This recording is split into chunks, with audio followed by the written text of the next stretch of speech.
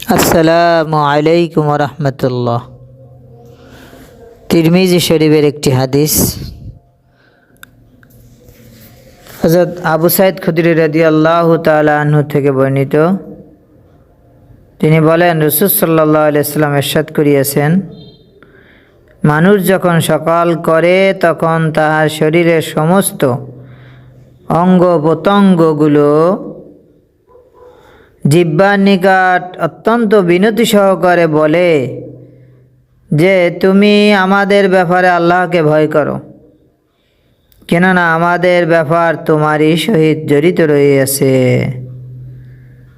কারণ তুমি যদি সোজা থাকো, আমরাও সোজা থাকিব, আর যদি তুমি বাঁকা হইয়া যাও, তবে আমরাও বাঁকা হইয়া যাব। তার মানে হচ্ছে, তুমি যদি মানুষের সাথে দুর্ব্যবহার করো, খারাপ আচরণ করো, তোমার মুখের দ্বারা যদি অন্য কেউ কষ্ট পায়, তাহলে আল্লাহ রাব্বুল আলামিন তোমাকে জাহান্নামে দিবে। আর তোমাকে জাহান্নামে দেওয়ার কারণে আমাদের অঙ্গ প্রত্যঙ্গগুলো জাহান্নামে যাবে।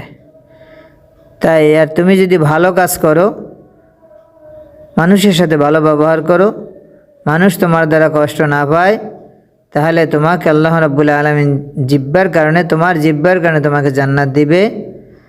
আর এই জান্নাত দেওয়ার কারণে আমাদের অঙ্গ প্রত্যঙ্গ যা আছে সবই জান্নাতে চলে যাবে। তাই আমরা খারাপ কাজ থেকে বিরত থাকব, মানুষকে কটুবাক্য বলার থেকে বিরত থাকব, হিংসা গীবত থেকে বিরত থাকব। আল্লাহ রাব্বুল আলামিন আমাদের তৌফিক